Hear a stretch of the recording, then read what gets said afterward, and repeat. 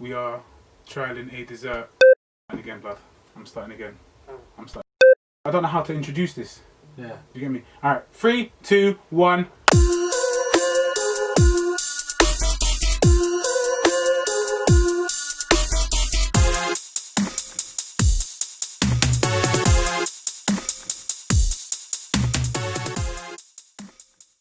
Welcome back, everybody, to the Sweet Science Podcast. This is episode 2 with myself, Fat Mouse, and who else we got here? I'm Kash, aka Kash. Love it. Spelled with a K and not a C. Because he ain't got none. Alright, cool. So we hope everybody had a good week. Thank you, everybody, for watching episode 1. Yep. To everybody who did. Thank you for the feedback. That was very, very gratefully received. There's a couple of bits that we're going to be implementing from what we've heard, so thank you for that. Yeah, feedback's been really good actually. It has, man. For a project that we started and didn't have any experience in, you guys' feedback has been really, really helpful, and hopefully slowly but surely you'll see the progress that we're making. And I'm not trying to make it slow. I'm trying to make this progress quick. Yeah, obviously there'll be improvements gradually, but let's just try to make them bigger strides. It's good, and hopefully you guys will notice the difference as well. Absolutely. So. Again, whenever you do see improvements or changes, things that you like, leave the notes in the comments. Yeah, leave something in the comments so that we can kind of act on them as well, and we'd really appreciate that. But make sure you follow us at all our social medias. We'll put the link in the descriptions, and then they'll be above. Up there just somewhere, along the top. So we'll put somewhere. them up there, and make sure you subscribe to the channel if you breathe, and switch on them notifications, because if this drops and you don't watch it on the first day, there's going to be problems. Big problem. All right then, cool. Obviously, so the initial part of this of the episode is the dessert review. I'm very excited for this one. I'm excited about every single one, to be honest. But I'm very excited about this one. So basically, and again, another one of Mouse's choices. I've never been here before. I've never it's only been 2 weeks. So. Yeah. I've never had this place. I've never had anything from this place. But I'll let Mouse sort of delve into it and describe and tell you guys what it's about, because I've never even been there. He went and nicely collected it this morning without me because I was busy. All right, mate. Sorry. All right then. Sorry. Got too much free time. Okay, so this was. I'm not too sure how it's pronounced, so you're gonna have to forgive me. But I don't know if it's creme or cream, and they're based in Soho. Darblay Road, something like that. But again, we're going to put all the details in the link in the description. Sorry. Also, we're going to put up on our Instagram a post or a couple of posts of where they are and what they look like, because they do look phenomenal. So let's just begin with the presentation. Okay. I don't know if that's visible. I don't know how that looks. Bam. Yeah. Can you nice see and this? Close. Look at that. Turn it around. Show them that message in the back. It looks fantastic. I thought you bought me a present. No. I thought you went Harrods for me That's this morning. That's a stretch, bro. I'll take you to the cookie shop. And for those of you that don't know, that is a play on words, man. 50 Cent. You feel me? I'll take you to the cookie shop. Yeah? Alright, boom. So that's number 1. Presentation. Already they're winning. Yeah? Yeah. Then the napkins, man. Look at that little touch. Again, it just says the same thing. I only love my cookies and my mama. Wow, these guys, man. They're genius. Man said, let me feel. Wow, they feel like napkin-y. Velvet. Are they napkins or serviettes though? Or are they the same thing? They're both. Just call them. I don't care, man. Use them either way. Oh, just flipped it over. He broke all the cookies. It's done. Wait. The show's done. The show's done. Ladies and gentlemen, thank you for tuning in. Okay, so I can feel it rumbling around a little bit. So I'm not very happy about that. Look at this display box. Are you mad? This is like a little makeup thing. Bam. That is so beautiful. Hi YouTube. Alright, so boom. Can you see? Nope. Tip it. You can't tip see it. Tip Just it over. Alright, let's see how go closer. Okay, so that looks alright. I'm gonna come round. Yeah, go around. There we go. Get that centralized. Look at that. It's beautiful. There we go. So as you see, I'm gonna do some. What's his name? David Attenborough. So as you see in the box, we've got some juicy. How many cookies? 4. That's some dead David Attenborough, bruv. You're gonna bore people, man, with that. All right, cool. So we've got 4 in here. We did buy 6, but obviously we're not gonna eat all 6. So I put them away for somebody else to benefit from. Yeah. We've got the double chocolate. We've got the banana and dark chocolate. Take them out and show them. Okay, cool. Single-handedly show them. Wow, that is massive. They're wham. They are wham. They're like little mountains. All right. I don't know what's visible. But yeah, so that's the double chocolate. Yeah. Then we've got, I know what's what just by looking at it. Banana and dark chocolate. Who would have thought to make a cookie just banana and dark chocolate? Genius. It sounds amazing. Then you've got the staple in every cookie shop. Chocolate chip. Yeah? Again, they're heavy. They're weighty in my hand. I can feel the lactic acid building up. Finally, this is a mad one. It's one of them curveball ones. This is white chocolate and miso. Miso, the guy explained to me. Shout out the guy that served me. I don't know your name. I'm so sorry. White chocolate and miso. Miso is a Japanese bean paste. Soybean paste, something like that. Definitely. And he goes, it adds a tiny little bit of, not spice, but like savoury to the sweet. So imagine that balance. Definitely not having that one. I cannot wait. All right, cool. So I'm going to have this one alongside one of the baked ones. Okay. And you can have one of the baked ones alongside the curveball. So for you, it'll be banana and dark chocolate. Okay? Okay. So I did say where they're from. Creme or cream, please correct me. Soho. Darblay Street or Darblay Road. I should have double checked this, but again, you get the hint. Or you get the gist of what I'm saying. Presentation. How would you rate that? If someone bought you this, or if you went out and bought it, what would you be thinking? I wouldn't know. It's cookies. I would not be able to tell it's a cookie. It's again, a magnetic box. It is magnetic. It is. How much were the cookies as well? Tell them the price. Yeah, of course. But let's just go by this first. Boom. Presentation. I'm gonna say 10. You cannot top this. You cannot top this. Alright. For a box of cookies, I mean, 6 cookies in this one box. Yeah. That's rambunctious. Yeah. All right. Cool. Then inside. Okay. So the price is £22 for 6 cookies. Obviously, that's quite dear, isn't it? That's quite dear. So. Yeah, it's minor for us. But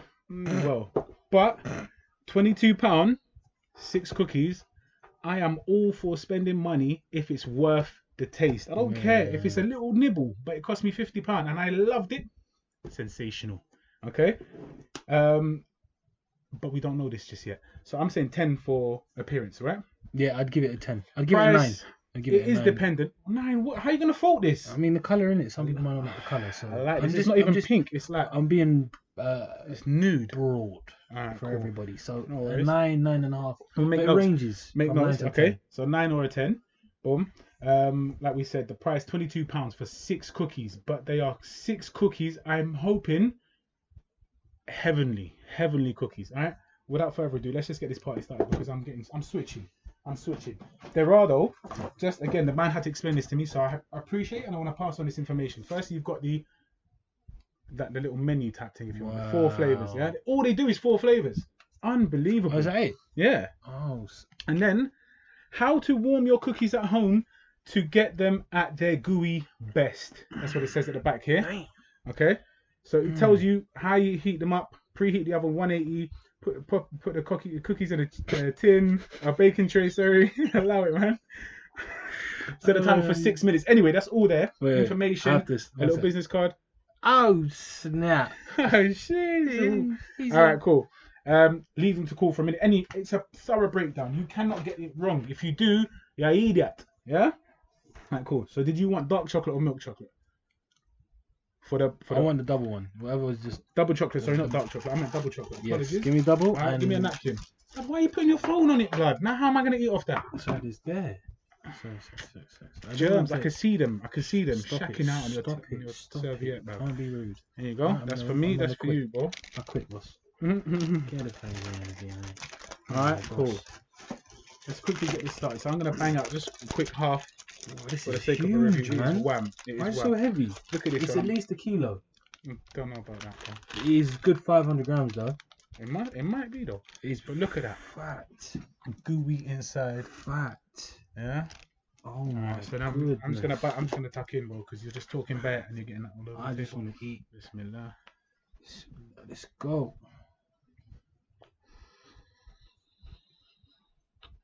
Oh my. Wow. Breathe. Wow. Blood. Okay. I don't want to chew. Chew, man. Right in the mic. It's rude. Okay. But I was gonna talk. Text, oh my. But I thought, let me take another bite. Do you want to go first or I'll go first? Talk. This cookie is easily the best cookie I've ever had. in my life. When you say that, are you being serious or are you just saying that? No, I'm being so serious. Look at my face right now. Lad, I'm going to go again. I'm not even going to wait. Oh, that is so good. Do you know why? Bear in mind, this has not even been preheated and warmed in the oven.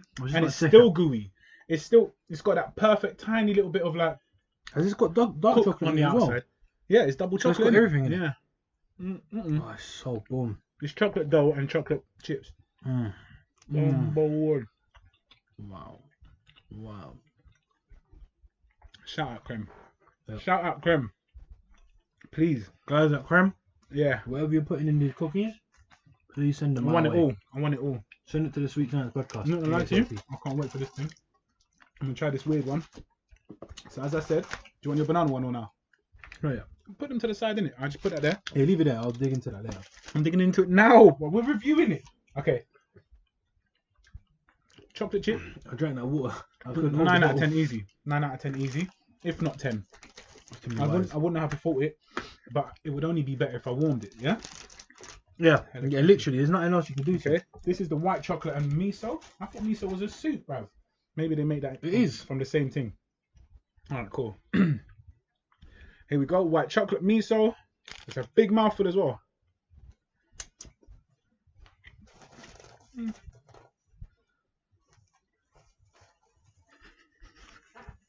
Yeah, that reaction sounded bad. But don't let that too big a mouthful. Oh, is that why? Right, so when the guy said it's a mix of sweet and savoury, for me it's a little bit too savoury. It's just like they added bare salt. It's not dead, but I don't like the flavour too much. So let me double check. Yeah, you take a second bite of that. Yeah. It looks good though. Do you know what it looks like? What's them pastries, man? Them like cupcake kind of things that used to have that kind of colour in them and they taste like I said cupcake. Oh man, do you know what I'm talking about? Nope. They look like pies, small pies. What are they called? What's this guy talking? What is it? Savoury or sweet? Sweet. It's getting me so angry. It's actually pissing me off. Scone. No. It's got that scone kind of scone kind of texture. Scoony. I don't hate it. I don't hate it.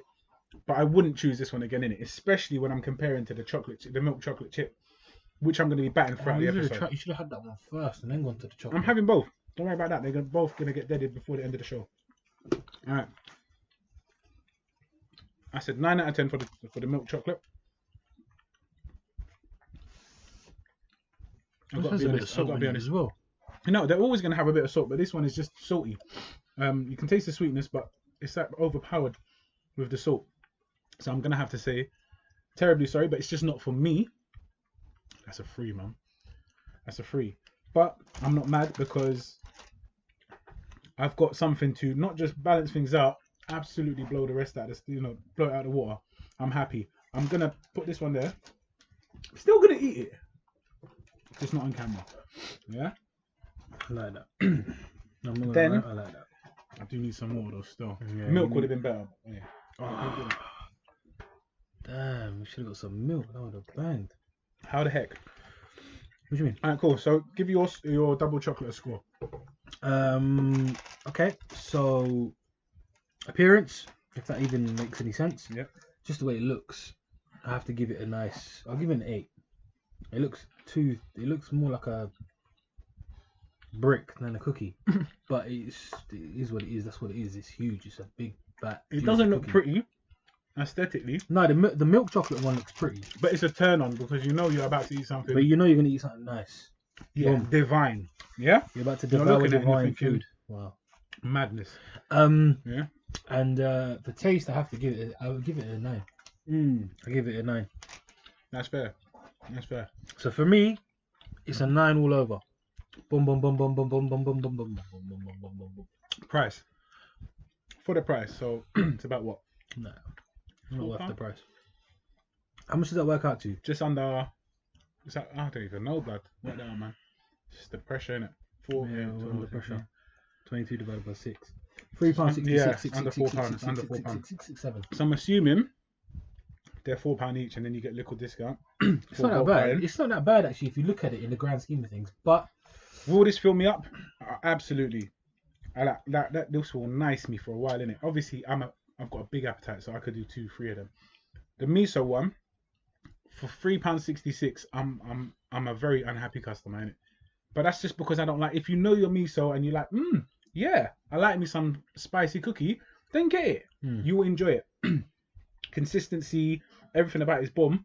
It's just not my kind of thing. But this milk chocolate chip, mind-boggling. Genuinely amazing. Yeah. So that's that. And that's my cookie done as well. Still, both of them. Oh, you left the soybean thing. Yeah, exactly. That dead thing. Bean sprout cookie. But it's good though. You have to experiment. If you don't I don't like people who don't experiment with their food. Wow. Play it safe gets you nowhere. No, you got to discover things in general. That's what I'm saying. If you keep playing it safe, you go nowhere. That goes for your food, your job, your work, whatever, your social life, your dating life, whatever it is. You got to take some risk, and that's what he did, and it didn't pay off. Was that last week? Take risks in your dating life. That sounds a bit dangerous. All right, cool. You know what I mean? That is that. So once again, price out of 10, I'm gonna have to say, as long as you know what you're getting, it's actually a 7 out of 10, which is not terrible at all. Yeah, it's not terrible at all. Even an 8 out of 7.5. 7.5. I'm gonna write that down for me now, so I don't forget. 7.5. Appearance, it's just a big cookie. It's just a big lump of sweet. Yeah, and say 7. Taste, I'm gonna base this on the chocolate chip purely because that's what I like. 9.5. Wow.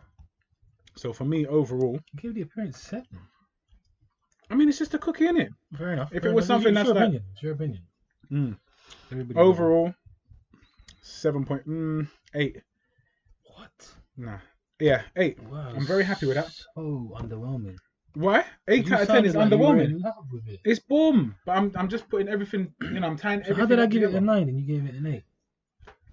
But I haven't actually got. Cookie. You had 1.5. Yeah, no, but the miso kind of slightly. Yeah, I think the miso kind. You're right. I just said I'm not going to include the miso because I'm not on it. Don't do that. Don't do that. Yourself. 9 out of 10. 9 out of 10 definitely. It's boom. We're back. The price is relative to how good it is and how filling it is. Yeah. £3.66. It's nothing for the amount of cookie that I ate and I enjoyed. Obviously, I'm not trying to get a 50p Maryland. I hate you heard the saying, you get what you pay for. Yeah. And it's not always the case, but in this case, I think I did. So yeah. Unless I bought the miso, which I did. But yeah, very happy with everything, to be honest. Shout out. Creme. I'm gonna say creme because there's a little inflection on the E. Shout out creme. Darblay Street, Soho. Please do visit. And if you do visit, at them and at the Sweet Science Podcast, because I want to know that you were there. I want to know that I influenced you to try something something new, and we learn together. When you go there, because I'm sure people will, make sure that you tell them that you were recommended by us, and they will slap you a discount. I can't guarantee it, but they should. What? How could you say that? Of course they won't. I'm confident that we never had no conversation. I know, but I don't care. I don't know where man said this and why he said it, and we're live, so it's just running. That is not the case. Okay, just go there, plug them. They're actually quite new. They're about a year old, isn't it? Something like that. I never heard of them before. So yeah, me neither. I just know that they opened relatively recently. Shout them out once again. Moving on. Right, so let's talk about what all I'm going to say is last night was fantastic. Last night? Yeah. No. Blood. It was in the morning, but it was unbelievable. So the time is now. No, it's 2:40 p.m. Yeah, on a Sunday. So obviously only a few hours ago did we witness magic. Less than 12 hours ago we witnessed just madness in the UFC world. Okay, UFC Vegas 4. Yeah. Also UFC Fight Night. It's the last one until we move to Fight Island. And what a card. What a card. It was stacked. It was boom. And on top of that, the fights were absolutely insane. Okay. So we did have on our Instagram story live reactions. I was wilding out a little bit. I had to keep it down because the people were sleeping. But it was just, I was mind blown. Let's begin. Who are we going to start with? Well, let's start with. Where do we start? That's the question. Yeah. It's too Maurice much to Greene talk about. versus Gian Villante. That fight was a heavyweight fight. Yep. It was upsetting. Was it really it was upsetting. was it meant to be a 3-rounder? Yeah, it was a Yeah, three it was rounder. always meant to be a 3-rounder, yes. 3-round fight. Villante moved up to heavyweight. Looked a little pudgy. He did look at he was built like me. Not a great one. But no, he performed well. He did all right. He wasn't as sharp as I think he normally can be. He looked a bit deflated in the corners as well when he kept going back. Okay. And his team kept telling him, "Give me my jab, give me my jab. What is wrong with you? Wake up, wake up." It was a bit like he was slow at the tracks, I'll be honest. But when he caught Maurice Greene with shots, because he's a very heavy-handed guy, he hurt him. And that's what they said. They kept telling him, when you catch him, he will go to sleep. Yeah. He will go to sleep. And unfortunately, I mean, he hurt Maurice in the second round. But the ending, I thought Villante had it. But he was winning the fight for sure. Got the victory. How did he get it again? Please remind us. It was insane. Submission in round 3. It was He was off his back. Triangle, yeah? It was an arm triangle. Arm triangle from his back. Who was there? DC. You had who else? No, it was Mike Bisping, Dominic Cruz, and sorry, not DC. Yeah, Mike Bisping was like, I don't even know what this is. What is it? It kind of did look like a triangle, but it did look like a triangle, but it was off the back. It was just a very strange one. They were short. It was a fist in the neck. It was so weird because it didn't look like it was that tight. Up. Let's show an example. Yeah. It didn't look like it was that tight. It didn't look like he cranked it. It didn't look super tight, but he submitted, so there was something he couldn't take. It was mad. They were sure that he had like a fist in his throat or something like that, but that wasn't the case. There was no fist in the area. But again, Villante's got breathing problems anyway. He's got asthma, and when you're in the third round of a high-paced fight, it wasn't as high-paced as the main event, but they put on a decent pace, and he was throwing bombs. Every shot was heavy with bad intention. You get tired, especially you moved up to a weight you haven't acclimated to the weight, you haven't fought at the weight before. Exactly. And you're not in the best shape either, so I don't think his cardio is through the roof.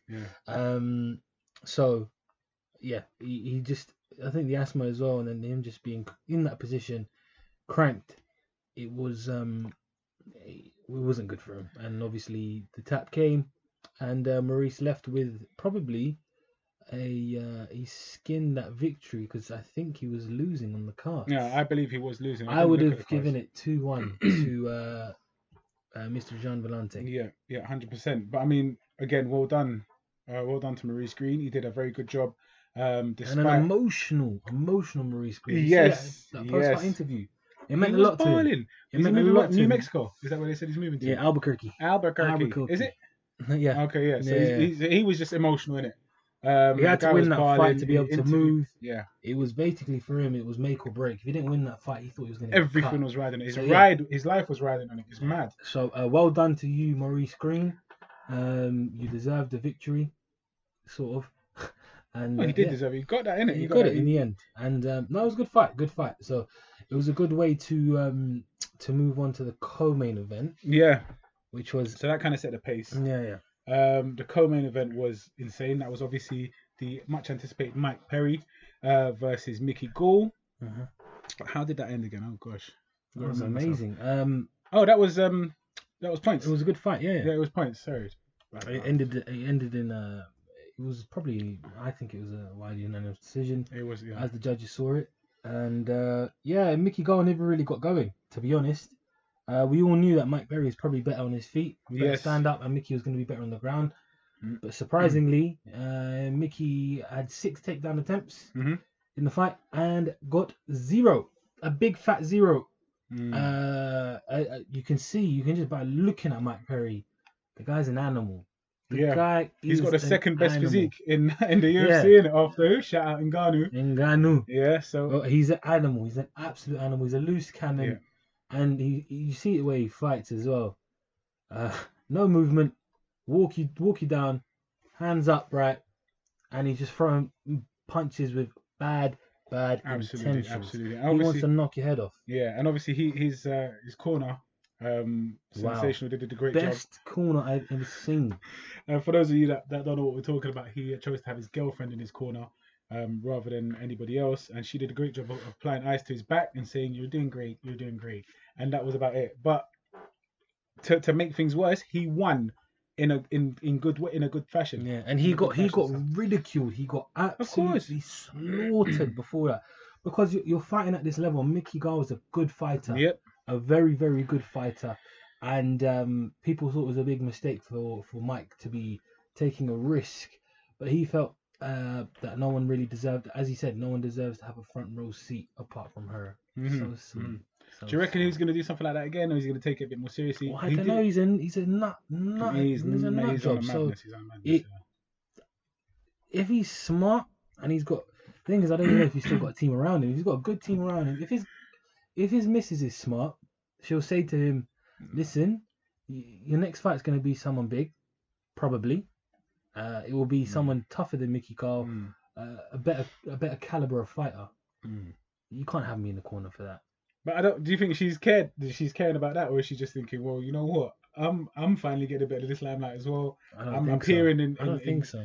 She seems very timid anyway in camera shot. She was camera shy 100%. I wonder if she was on the idea in the first place, or she just needed a bit convincing, because it was a bit strange, man. It was a bit strange. Come on, man. Imagine, I get you love the person and you whatever you, but if someone says to you, "Do you want to take the corner? Do you want to basically coach me for a 3-round fight?" Yeah, she was doing his pads. She was holding the pads from him as well. Like, she was taking them on the pads. She was. I don't understand what she's doing. What conversation she's shouting to him? What is she showing? Because where does she know this from? You get me? She's got a background, and hats off to her. Well done. But other than that, it was a strange move, but nonetheless, I loved it though. It's different, man. He came out on top. It's different. He came out well. You know, he fought well. He thought to himself, perform better with a coach. People come out singing and dancing. People do backflips in the ring. People do all of this. I'm gonna come out and have my girl in the corner. Madness. So any guy that's fighting out there, or any girl that's fighting out there, and you want your partner in the corner, now's the best time. He's just set levels in it now. Unfortunately, bad gal are gonna be like, "Listen, why can't I come out, man? Look what he's doing. Look what Mike's doing for his girl." Yeah. And now that's you guys thought getting to the gym and fighting was a chance away from a little break, innit? Never. I'm sorry, but Mike Perry just ruined it. They be following you. But yeah, no, I just want to say, good performance anyway. Let's get back to the performance as well. Mike is a strong guy. He is what you see he is. He's not a world beater as per se. He came forward, kind of walked Mickey Gall down for most of the fight. And really dominated in all aspects. I didn't really see him get hurt much. Mickey was catching him with good shots. Mickey's stand-up has improved a lot. A lot. Yeah, 100%. But 100%. Yeah, he wasn't. He didn't really pose any threats because he didn't even get down. He was too strong. And Mickey's a tall guy as well. He's 6'2". He could have fought at range, but he just, I don't know. I think he was tired. He just couldn't handle it anymore. So great.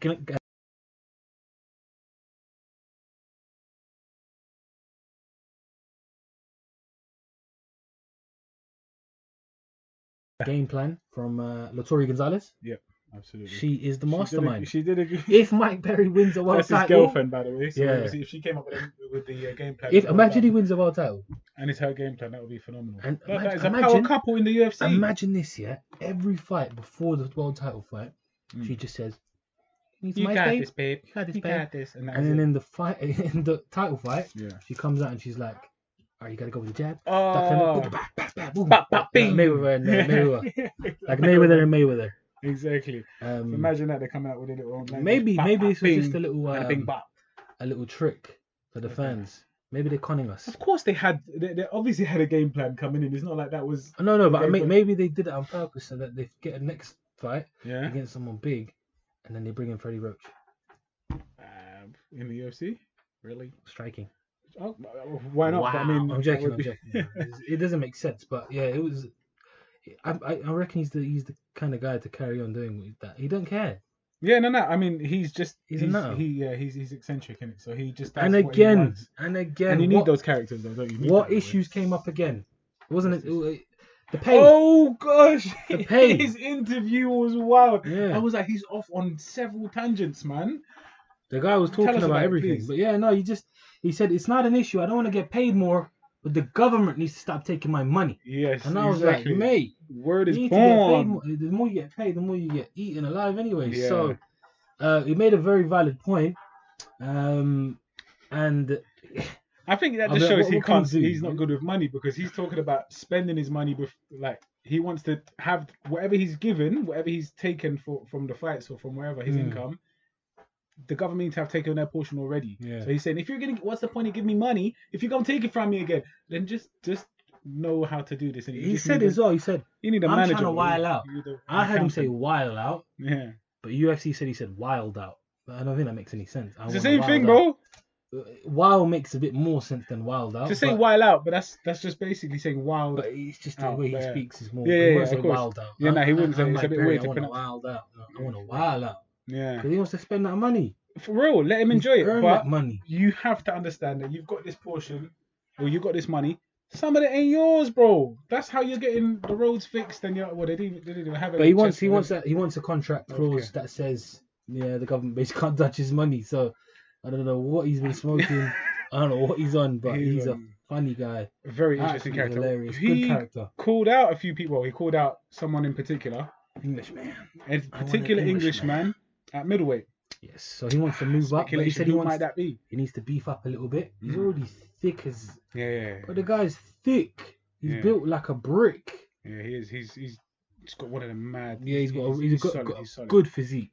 Solid all round. Big legs, big neck, everything. But yeah, obviously his call out was alluding to Till. Our boy Darren Till. Yeah, our boy Darren Till. Tillers, who's got a fight against Whitaker. And I don't know, like, if he's ready for it, but you know. But that's a dead accent. No, in fact, this guy's just letting me know, like, do you reckon maybe, like, I can move over and do an interview over there too?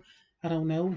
This is getting worse and worse, blood. On the Scouse department, Scouse talk. Oh, congratulations to Liverpool well FC done. For winning the Premier League this year. What's their little? I'm not a football. You'll never walk alone. You'll never walk alone. They've been walking alone 30 years, but now, bam, they're together. 30 years without an English League title. Congratulations, Jurgen Klopp and Liverpool. Basically, you deserved it. You did really, really well this season. I mean, you've been doing fantastically. Shout out my brother Mo Salah, obviously countryman and that. Big up Egypt, Tahia Masr and then things there. Wow, wow. Shout out to Fridi. Listen. Listen, I'm not going to lie to you. Liverpool deserved it. Absolutely. They absolutely walked through everybody with ease, dominated the league. Mane was on point. Salah was on point. And who? Sorry, can you Salah. speak English, mate? Mohamed Salah. Salah. For you lot, I don't know what he's waffling about. And Van Dijk, fantastic again. Alisson, Trent, the whole team. Robertson. I can't really complain. I'm an Arsenal fan. Who's Robertson? What position Andy does he Robertson play? Plays left back. Robertson. Okay, he plays a left back. Left back, Scottish. Is a crazy quarterback. thing. Who's the quarterback? Who's the what? Flat back. Pushback. Blood. Listen, so Robertson, okay. I think it was in 2012 or 13, tweeted, life is so crap without money, I need a job. Oh, wow. 7-8 years later, he's won the Champions League, he's won the Premier League, he's won the FIFA World Club Cup, I think that's what it is. He's won everything in... he's won everything there is to win. In club football, basically. In club football. So where's he from? Scotland. They're not going to win the World Cup. Oh, of course not. But you know what? He's done what he could in it, and he's that's amazing, man. Imagine saying 7 years ago, I need a job. I need that money. He's Scottish. And then not American. Yeah, no, but obviously just for dramatic effect. Mike Perry. I need a job. I need some money. Like I don't want to be without money. Oh wow, that was good. All right, brother. But yeah. So again, forget that for now. I just wanted to say the last time Liverpool won a league, the following season Arsenal won a league. So lads, you Gooners, we're in for it. You know, we've got a chance. Again, I don't know nothing about football. I just know that Arsenal have been getting mullered left, right, and centre. They've been getting pammed. Left, right, and centre. And it's usually, again, I'm not even talking about the games. I'm just talking about people, what they say, innit? Yeah. And they've just been dissing. The old fans are like, this guy's got to go and that guy's got to go. Who was the first guy? Wenger. Wenger's got to go. Wenger out. Who you got now? Oh my god. There you go. He's just reading something live now. Oh god. 1-0. Sheffield just equalised. Is that what you call it? Equalised against Arsenal. Like, imagine Sheffield, you know. That was 87th minute as well, man. It's job team. Complacency, I'm leaving, boy. man. I'm cutting myself. Alright, Guys, safe. it's been a Man, pleasure. shout you Thanks for seeing you guys. See you soon. Alright, cut that. Hey, let's get out of football talk now, man. I've had enough of Arsenal, man. But we're still. How can we do this, man? We're still in UFC Vegas 4 fight night, the main event. So it kind of overshadowed what this guy just did, overshadowed everything. But you know what? We're back. We had Dustin Poirier versus Dan Hooker, and that was always going to be a surprise. Wow. Yes. Just wow. That was the fight of the easily. Century, you said. Oh, man, in the moment, if you you're watching us century. live, I said it was a fight of the century. And to be honest, I could kind of stand by that. No, you said decade, sorry. Either way, it was a Century, fight of a long period of time. Yeah, it was boom. Fight of the night, no doubt. Fight of the year, solid candidate now. Solid candidate. Last week, male fight of the year. Emmett, yeah. Because it's too hard to separate them. They deserve fight of the year. Joanna and Whaley deserve fight of the year as well. Yeah. So let's be fair. Meet it down the middle. We'll go male and female. Yeah. I mean, so far, 100%. We're still only halfway through the year. Imagine what's going to come. They should do a tag team. This guy always coming up with tag teams. Mixed tag team. Man and woman versus man and woman. No. And what if you tag in the man and he just sparks the woman? And then no, but that's what happens. They have to tag out. So basically, WWE. So you both have to tag in and tag out. It makes no sense. No. As soon as I tag, so basically, pretend you're a woman and I'm a man. Put your hands out of me. I tag you. Yeah. The woman has to be coming. In WWE, that's how it works. So you get a mixed tornado tag or mixed tag team match, whatever. Yeah. You can have tornado, they're both in the ring and they just scrap each other. Yeah. But the guy will always fight the guy, and the girl will always fight the guy. That Which sounds doesn't like make sense. bruv. You're talking about wrestling, bruv. WWE, bruv. Forget it, what but are I'm you just talking saying. about, man? Anyway, absolutely no doubt about it. Fight of the night. I don't know. Fight of the year candidate. Solid candidate for that. What a madness. Again, so just for those who don't know, it was a points decision, correct? C. It was unanimously 2 rounds. Well, it was weird. It was mad. It was 3 rounds to 2. I think 2 judges had it 48-47. Sorry, 5 to 3. And then the third judge had it 48-46. There was one. There was a bigger discrepancy. There's a bigger gap there. You just double check. So, use your phone. It's easier. I'll double check that right now. But let's just talk about a little breakdown of round by round. Dan Hooker came out strong. He used his reach. That knee is just so beautifully there. Sorry. What? I'm so sorry. He's genuine emotion. Sorry. I was meant to check the 2-1. Somebody else. All right. You need to. I'm gonna ban you from your phone, bit. But yeah, first round, Dan Hooker came out strong. Dominated that round. It was quite, in my opinion, very clearly his round. Mm-hmm. Double the significant strikes. I remember it was 32-16 towards that in the last half minute of the first round, and I was like, this guy is just phenomenal. I discussed a little thing that his knee, which is one of his signature moves, right, or his signature strikes, yeah. That knee of his is so accessible to next man's jaw. It's just like a jab. For him, he uses his knee like a jab. It's so close yet so effective. Yeah, but just to confirm, it was 48-46. It was 48-46. Boom. The only thing we got wrong was basically we thought Dan Hooker was going to win. We both gave our live predictions. We both said Dan Hooker's going to get it. Again, we based it on a few things. We based it on the fact that he's on a winning streak. He's on a high, maddest confidence. His camp is unbelievable. His camp, his stable mates, his trainers, his coaches, everything is just phenomenal. So he's got obviously Izzy there. Who else has he got in his camp? Volkanovski, of course. Eugene Behrman. It's a great coach. They've just got a good. They've got a good setup there. If you've seen them sparring as well, it's not a joke. You should check it out. You should check out. Train hard. Israel and Dan sparring. But Dan's a huge guy, man. Dan is a big guy. You see how long his arms are. He's built big, strong. And again, I really like Dan Hooker. I think Dan's got a good future ahead of him. Man, it's not done from warrior. Never. He's actually like they say, his stock has risen so much after this fight. If you think about it, the pace they set yesterday was insane. Poirier threw total 289 strikes. So almost 300 strikes. And Hooker threw 283. So they were basically neck and neck. Almost exactly the same. But Dustin landed at a 72%. 72. I thought it was 67, but it's even still 72%.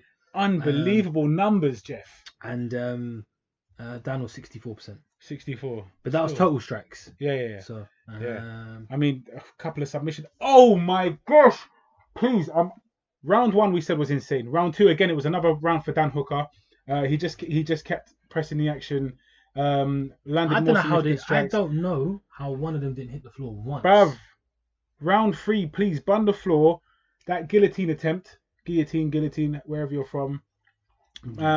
Flipping. I was like, that's it. He's gone, because the guillotine is not pleasant to be in. He did the same thing to Khabib. And it was tight. Not super, but it was there. Yeah. And then he just, his head was like a bar of soap, man. The thing just popped out, and that was amazing. I was on edge at that point. Yeah. Now the first 2 rounds, after the first round, we couldn't even stop. We were standing. Yeah. We were pacing. We couldn't believe what we were watching, because that first round, it had everything in it. Everything. Absolutely. Blood, sweat, tears, drama, passion. They were punching each other's heads off. They did not business. And Dan was hooked, getting to the body, bam, go dig into the body. Replays when you pick it up properly, because I don't know, the excitement is there. Sometimes I'm blinded. Like I want to film the action. I want to record it on our Instagram. I want to record my reaction, but I'm not thinking about that. I'm thinking about how this is going. I'm like, wow. Then the replay comes on, and even still, I'm like, I can barely speak. I remember literally I was speechless at some point. I was waffling. I was just waffling. I was like, just chatting rubbish, but still. No, Dan started off really well, because one thing he did really well, and which he stopped, was attacking the legs. Yes. Those leg kicks. Yeah, first round, the leg kicks. He was chopping that tree. But I mean, he kept going for his things, innit? That's the problem. A couple of times he went quite close to the groin. He licked the cup. He licked the cup a few times. And no, but it was good, man. It was a good game plan. He was staying at the distance. He was using his reach. He was jabbing. He was getting in and out. But then round 3 came, and that's when the tides just changed. I don't know what happened to Dan, but Dan energy looked like he got. I remember I said to you. Yeah, he's getting. He looks tired. Was that 3 or 4? It was 3. Is it round 3? Yeah, he was on the floor. He just gave up. He did look a little bit like he gave up, but I didn't think that was the case. I said it looked like he gave up. I didn't actually think he's gonna quit, but it was like he said, I can't do this anymore. I'm done. I think mid submission attempt. Which one was it? It wasn't the guillotine. It was at some point when they were just scrambling on the floor. It just looked like he got a second win. He broke free. He got out of there. I think they stood up again, and it was just like he was ready to go again. He was throwing in bombs again straight away. It was unbelievable. What a Ross Clark fight. Oh my. Honestly, I was so because you know what happens, especially for fans in the UK.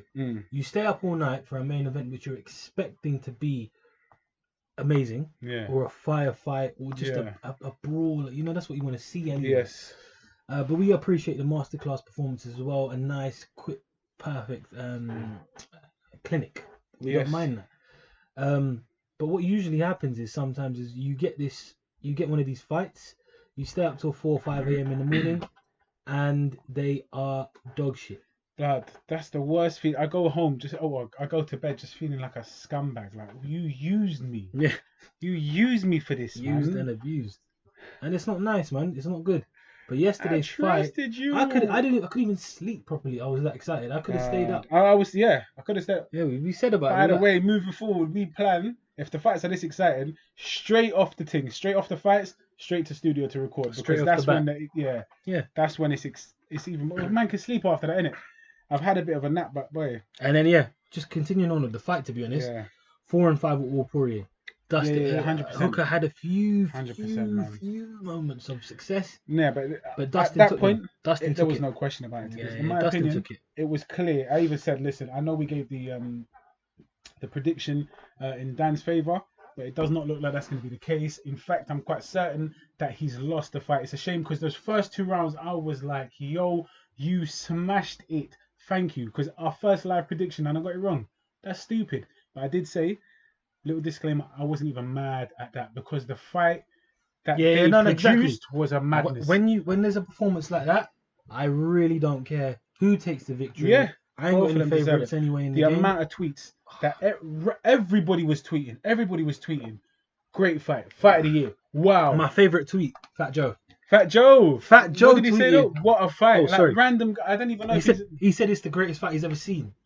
Shout out Fat Joe, you share the same opinion as Fat Mouse. Fat Mouse. Let's do 100%. Fat Joe, Fat Mouse in the ring. We're in the This cage. guy just likes to match random things up together, blood. I'm floored of you, blood. Are you mad? Are you mad?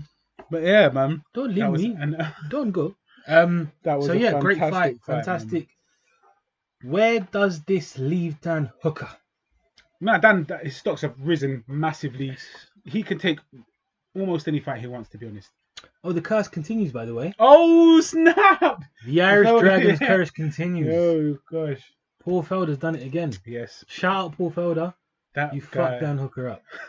You ruined it for him. You sacrificed yourself for him. Everybody so everyone who doesn't know what the curse is, Paul Felder, another fighter in the division. Mm. Anyone who has fought Paul Felder and won goes on to lose their next fight. Yeah. And it continues. I think this is the 6th or 7th fight that it's happened now. So I was gonna post something about this. I was gonna repost what I saw. Yeah, we'll put it up on so you guys can see it. Is that like obviously it's waffle in it, and that's something I don't want to predict. Oh, look at this, the trend is X, Y, Z. But it seems to have happened again. If you beat the guy, you're losing the next fight. So if you're like, just don't let him beat you. And he tweeted that he'll come out of retirement to fight either one of those guys. Yeah. So I wouldn't mind seeing Felder and Hooker too. Yes. That was an amazing fight. And I would not complain about Poirier and Felder. Yeah. But Poirier is looking up. No. Yeah. He's don't worry about my man. He's Yeah. Hooker. I mean, I asked you where we see Hooker going. His stock has risen. This was his biggest profile name, and he didn't. He did not upset. Yeah. Nah, not at all. He can go back to New Zealand happy with his performance. Happy, I know he's a competitive guy, and he talks a big game, and he wants to walk the walk as well. He's one of them kind of guys. He wears his heart on his sleeve, and he'll be disappointed that he didn't win. He did walk the walk still, but exactly, that's what I'm saying. And did you see him his Instagram as well? So he posted a little video to the fight community, and he was like, you know what, I'm alright, I'm not mad, I've got no regrets. And that's exactly how it should be. Heart of a champion, buddy. One thing I have to say, I don't know what he did. I don't know what the reason was. And again, I mentioned this live. He kept shooting. He kept going in for a takedown. And every time you go for the takedown, he nearly got guillotined 2 or 3 times, right? Every time he shot or he went for a takedown. There was 4 submission attempts. And basically, I think all 4 nearly came from, because Dustin didn't really actually take him down once. Exactly. They all came from him shooting. Exactly. As he shot in, as he went for the takedown. Double leg or single leg. Unbelievable. And he kept doing it towards in the final round. I don't know, maybe he lost wind, maybe he got tired. That's what I think it was. I think it was. But then exhaustion. you're asking to lose at that point. I know. Unless you're that's super what I'm saying, confident in your skill. And this is where this controversial topic comes in, and this is why I said he's given up. Or he looks like he's given up. People usually shoot in to not get knocked out. Yeah, I understand. People shooting to get tapped out. So if it or to get ground and pound and get stopped. I'm not saying that's what he wanted to do. No, I think it's not. They don't shoot. They don't. Many times. No, people do it. They don't shoot so that they can get submitted. No, people do it. That's their last attempt. It's that or suicide essentially. It reminded me of when Conor fought Khabib, and Conor went in, and sorry, it's a way of buying time. He gave his back away. Yeah, it's a way of buying time. It's that thing where you're like, damn, this is going nowhere for me right now. Yeah. What else can I do? Do I want to get stopped in front of this many people? Do I want to get my head caved in? Or would I rather turn, give him my back, quick tap? I'm not saying that's what Dan Hooker wanted to do. Don't get my words twisted. But I've seen it happen many times. And it was strange because that's what I'm saying. This is what we kept speaking about. Why do you keep shooting? Why do you? It was frustrating me. It was frustrating me. Stay on your feet. Stay on your feet. You're a better stand-up fighter than got the range. Than you are on the ground. And Dustin's very underrated on the ground. No, I don't think he's underrated. I think it's known now. He's proven himself time. No, he has, but because he can stop a lot of people on the feet. Yeah. He stopped Gaethje, stopped Eddie Alvarez. He nearly stopped Khabib. And look at his. That was a close. Yeah. I was like, man, he clipped him. And let's talk about. Look at Dustin's record. Look at his resume. Dustin has beaten some of the best names in the sport. Yeah. Max Holloway, Eddie Alvarez, Justin Gaethje. He fought Conor McGregor and he lost to Conor McGregor. He fought Khabib, lost to Khabib. But he's been in there. I know he's just beaten Dan Hooker. He's been in there with nearly everyone. Everyone. Anthony Pettis. He's beaten the top names.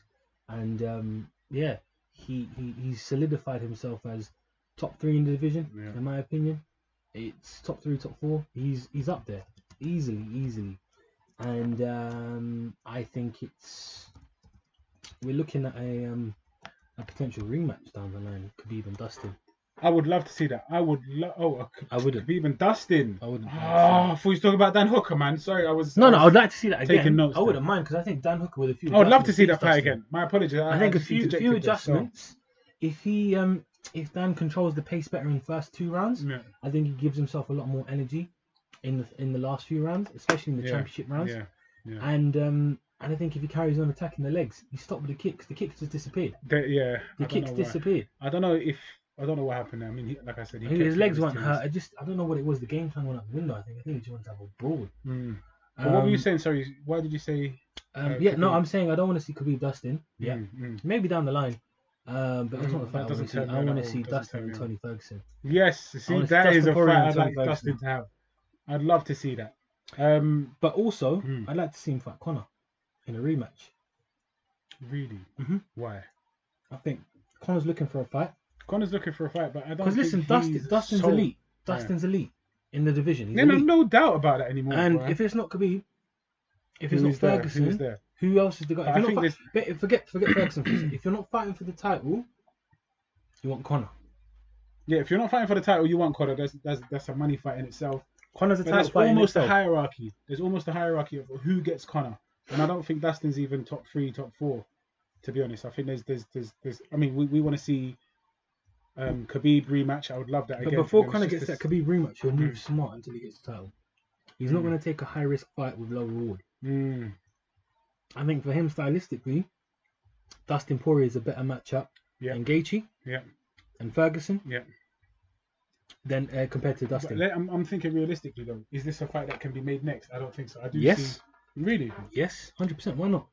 Why don't you see it? I'm just saying. I think that an easier to make fight would be Ferguson and Conor. And Poirier. Oh yeah. That would be much easier to make because I'll take that. But I'm saying, out of them 3, what fight I'd rather see? I don't know actually. Triple threat match. Please explain because I'm sure they've picked up now. Triple threat how match is all 3 of them in the ring at the same time. So just getting them all in there. Get Mick Foley, special guest referee. Is that the guy with a sock in his hand? Mr. Sagal. I know this stuff and I don't know how I know it. I don't watch wrestling. And we'll get Jim Ross and Jerry the King Lawler to be on the commentators. PlayStation. Yeah, well, we can commentate.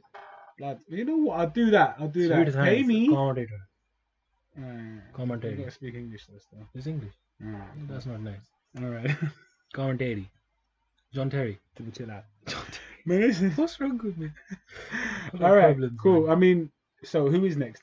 Would you reckon? For Dustin? Yeah. I'll go Ferguson. Yeah, a very likely fight. Dustin Poirier, Tony Ferguson is the best fight to make next. Bomb fight. The winner gets the winner of Gaethje and Khabib.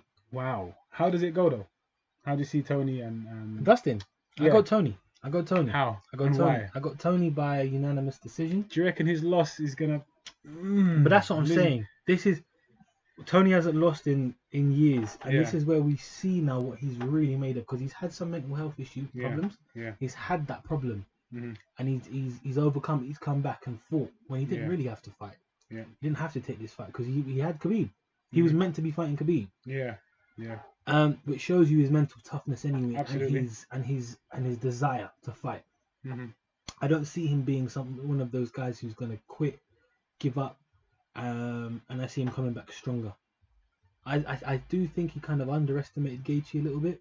Yeah, I think he kind of did. And I don't blame him in the sense that I think his eyes are on the prize. He's been wanting that title, and he's been denied that title shot 5 times now. Yeah. So I don't blame the man for thinking, you know what, this is what I want, and looking ahead. Because once you do it, if it's once or twice, I understand. But 5 times missing out on a title shot against the same guy, mate, it makes you mad. You just want to. He probably wanted to go through Gaethje quickly, that. Let me get in it and just walk through him, destroy him. That's where he went wrong, and he slowed himself down. Exactly. There's a spanner in the works now, and the division is wide open. Wide open. Stuff. I'm glad to be a part of the division. I cannot wait. So next week, there's nothing on next week, is there? Okay, but the week after heralds the beginning or the start of a new era on Fight Island.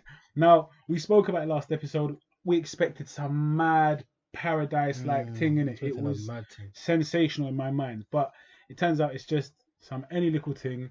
No, you're describing it like it's dead, man. It's no, not it's dead, an amazing idea. Amazing Is it's not that the bad. amazing is idea. The idea is amazing. It's boom. What they've done. It's not quite a private island. It's not.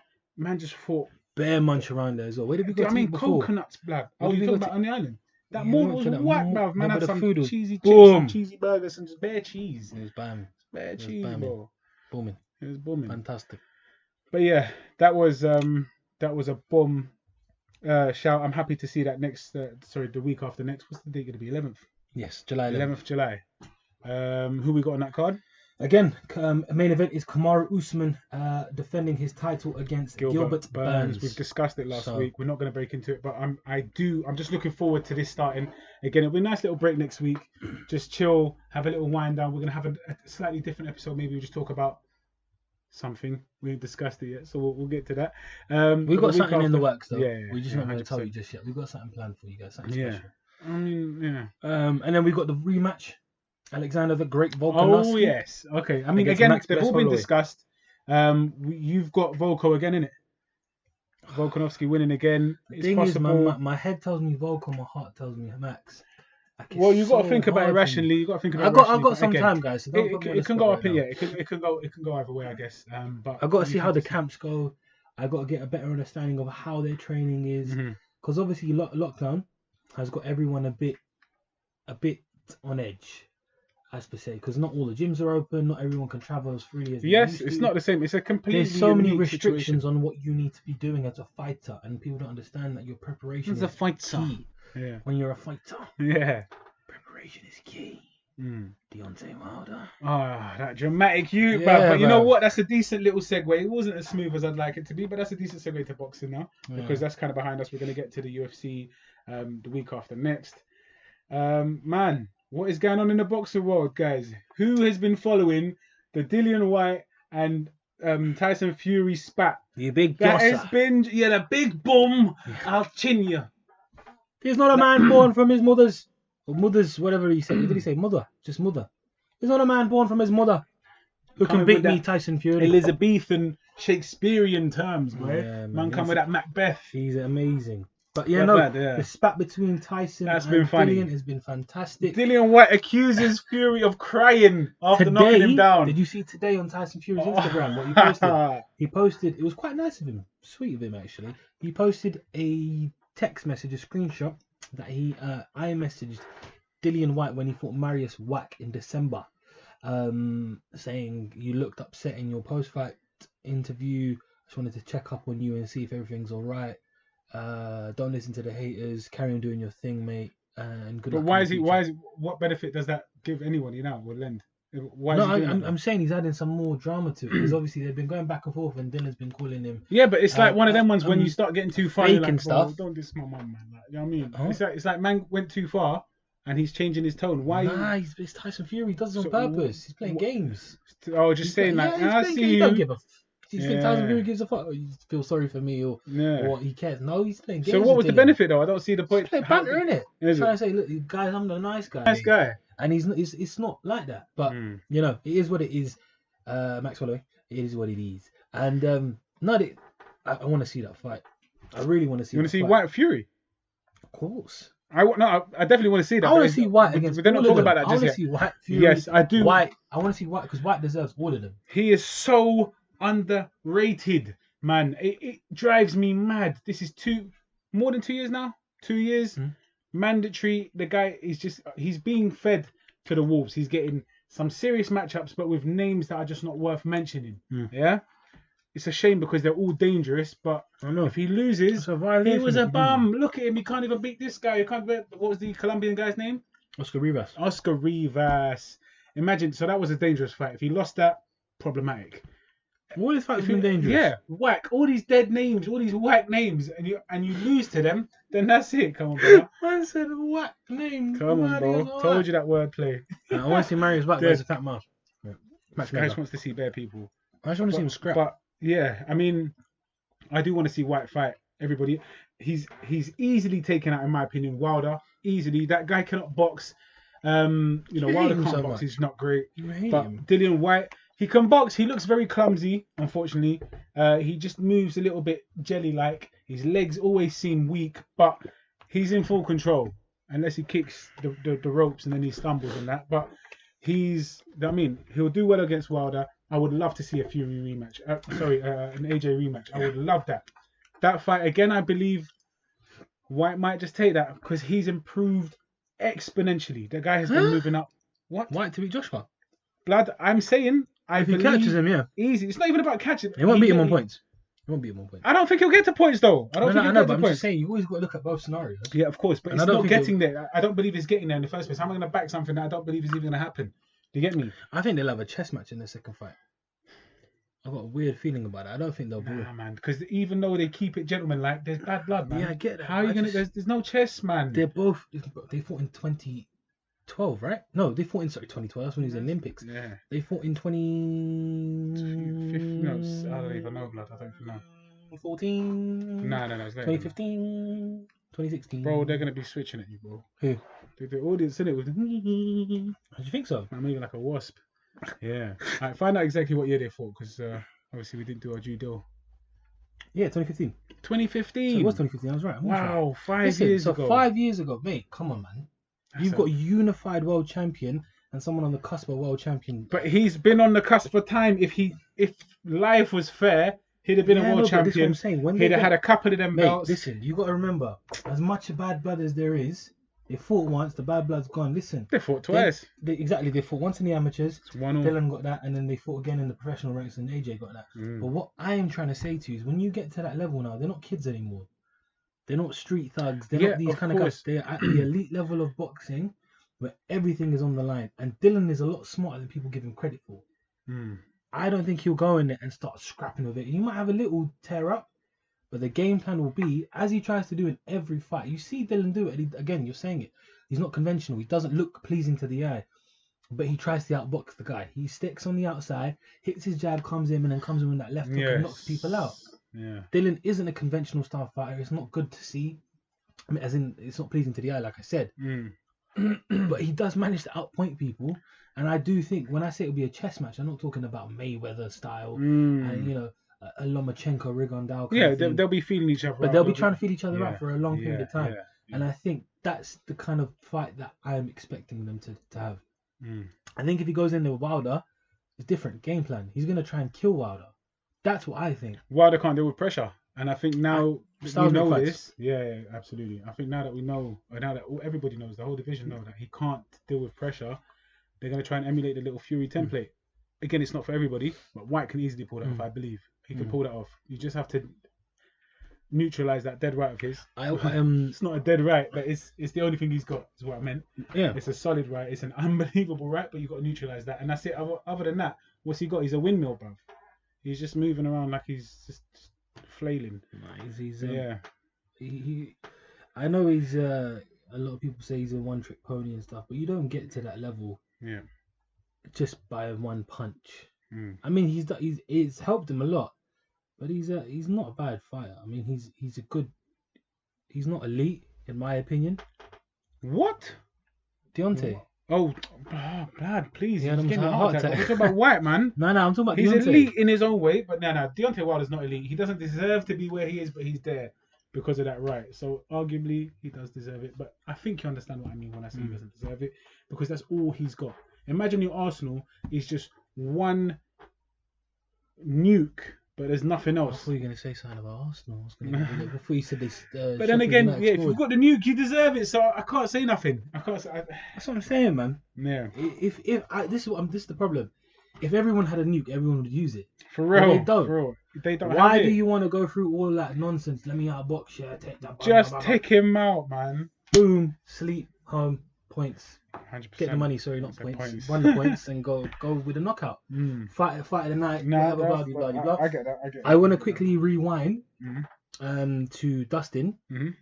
Also wanted to say from the Sweet Science podcast, congratulations, Dustin, on getting the presented with the first ever, the inaugural Forrest Griffin Community Award. Dustin's known for doing a lot of charity work, working with his community. And he will receive a $25,000 donation to to the charity of his choice. That's nice. And That's all very donations are courtesy of Toyo Tires. Swear down. Mm-hmm. That's very nice in a minute. To Dustin, you know, he does a lot for his community. Again, like I said, which the maddest thing is, I don't know if you guys saw on the live broadcast yesterday on ESPN, that Dustin on the day of the fight, so the fight night, he was teamed up with a local restaurant near Vegas, and because of the pandemic and the issues and people with money problems at the moment, had offered to pay for everyone who walked into that restaurant for the day. So wear down Meals. What So a lovely youth. if you went there, you got a free meal. You got a free meal. And if you're Dustin Poirier, then you're a good man. You're a good man still. And yeah, in 2018 he also started the Good Life Foundation. Yeah. Good Fight Foundation, sorry.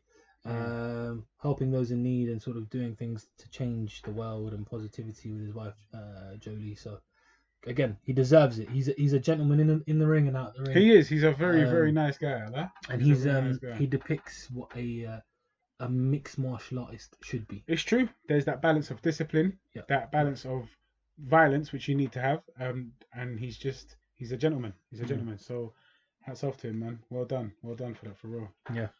Back to the boxing. Back to the boxing, please. I know you wanted to cut to that because it means a lot to you. Because you're not charitable. What an asshole. This is what I have to deal with every day. Nearly every day. But yeah, no. So obviously, you know, you just wanted to mention that because that was a fantastic little point. No, he needed to be discussed. Yeah. But yeah, back to the boxing. So Eddie Hearn's been on. Eddie Hearn's backyard boxing is back, baby. Well, it's not back. It's just beginning. We're back. That guy is, again, him and Dana White are just what did he call it? Pioneers. What did he call it? Madison Square Garden. Matchroom Square Garden. Oh, this guy's a legend, mate. What a G. Eddie, we need you on the show, Eddie, buddy. Man, listen. Anybody who knows Eddie personally, he deleted me, blocked my number. Swear up, man. Yeah. We had a little tiff in 2017. He replaced you with another Asian, innit? I was meant to be on the card. Replaced you with Cougs. No, I was meant to be on one of the cards in the O2 headlining. And, I got food poisoning, tiramisu. Genius reference there. There we go. If you know, you know. Let's wrestle. Oh man, you know what? It just happens. Sometimes these things just come up. But yeah. Boom. Well done though. Backroom boxing. Backyard Backroom boxing. That's a new one. That's gonna be sensational. Again, Fury kind of gave a couple of digs and he said, "Oh, you're fighting in someone's little garden, but the fights are being made. The fighters are being paid. You feel me? Yep. So everyone's happy. Really, he's just trying to downplay it because he's not involved. Yeah. We've got Whyte fighting Povetkin. When is this happening, please, sir? So Whyte will be taking on Povetkin. I believe it's August 1st. I do check with this guy because he's the dates man, but now he's just confirming on his phone. But that was announced anyway. August 15th, sorry. August 15th. Okay, so they've got a while, man. Yeah. How do you see that going, man? I got Whyte winning. Well, absolutely got Whyte winning. White winning. Alexander Povetkin is elite. Alexander Povetkin's been elite for a very, very long time, but he's almost turning 40. He's a 40-year-old. 40-year-old. Boom. But then again, don't let that fool you. Exactly. That's what I'm saying, man. Look at Be Hot. Look at people. Yeah, there you go. Look what Klitschko did to AJ in their first fight. Yeah. Look at Tyson at 53. When I say first fight, could there be a rematch in the cards down the line? Wow. You never know with Klitschko. He's always in shape. Yeah. But Povetkin is an elite fighter. He is one of the best fighters of the heavyweight era, without a shadow of a doubt. The B division, if you like. So not the top 4. Yeah, he's not. He's been up there though. Yeah. He's been WBA champion. And he held that for 2 years in 2011 to 2013. So he's a good guy. He's got a good record, and there's only 2 losses at AJ and Klitschko. so that's Think about it. He's a Olympic gold medalist. He won it in 2004 in Athens, and he's it's a record of 38 fights, 35 wins, 2 amazing. losses, and 1 draw. Another dangerous fight for Dillian Whyte. Another very dangerous fight with little reward. So exactly. Again, it's high. He's getting shagged, man. Just let the brother breathe. It's high risk, low reward again for Dillian Whyte, and again, kudos and hats off to the guy because he takes on everybody. Everything. And Anyone sad, can get it. It's sad because he's not the AJ, he's not the Fury. So I feel as though Matchroom are wasting the guy. It's a violation. It's a catch-22 though, isn't it?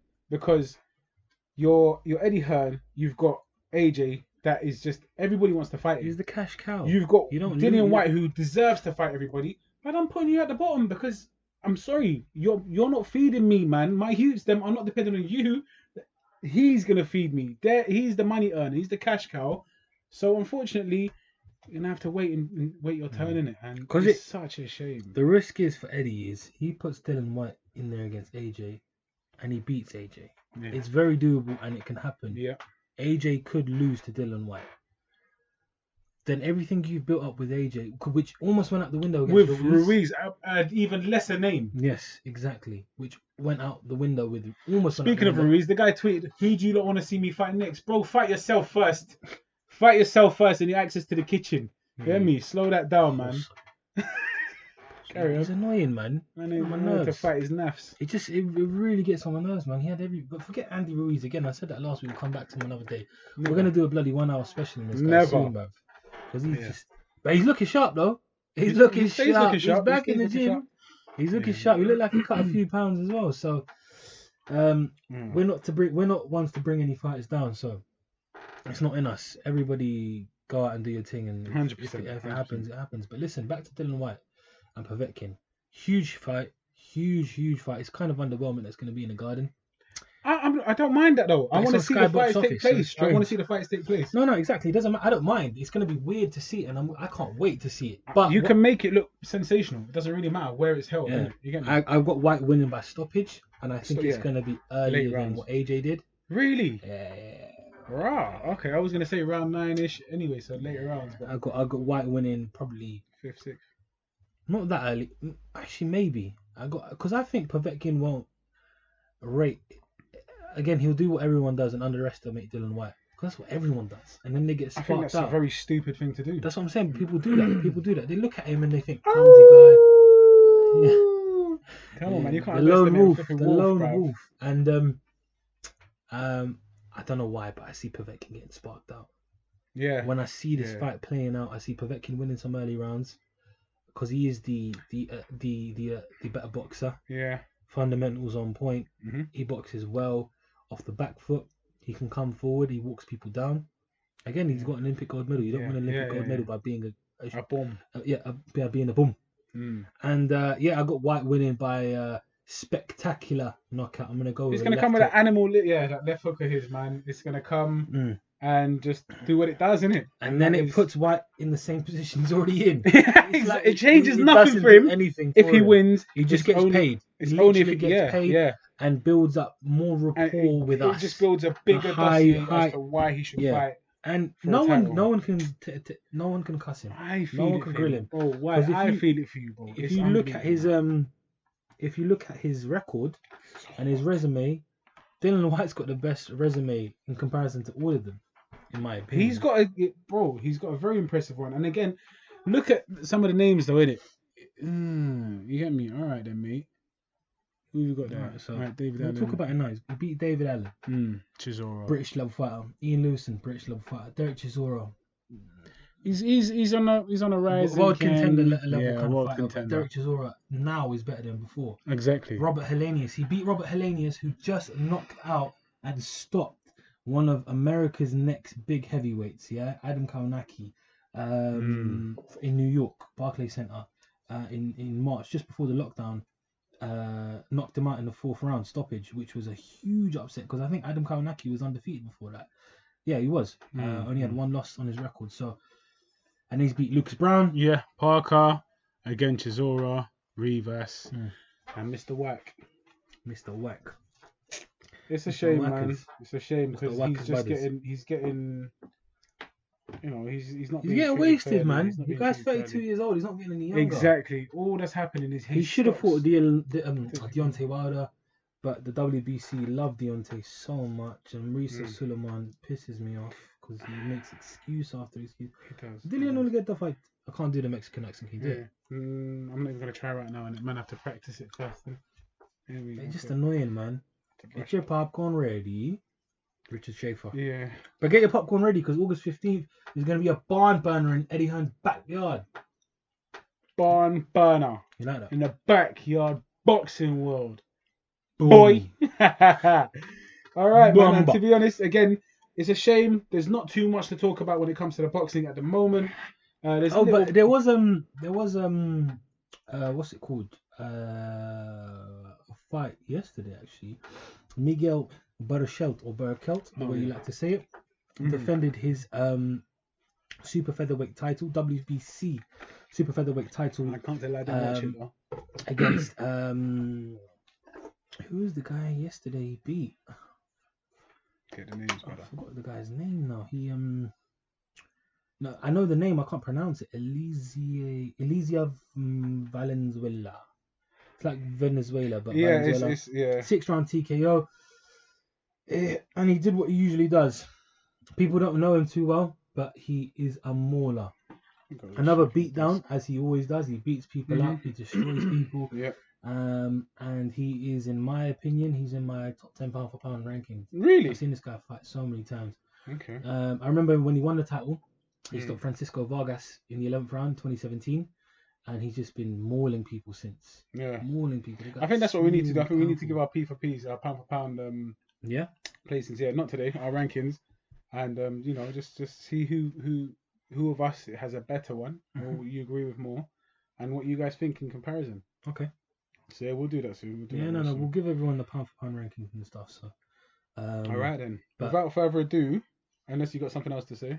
No, I just wanted to quickly touch on. Lad, I need to sleep, man. What happens if Povetkin wins? Why are you gonna break my heart? Flipping. If Povetkin wins, it's gonna be a problem for Whyte more than it is gonna be a big thing for Povetkin, if that makes sense. Do you understand? So his victory. I was thinking about the cookie.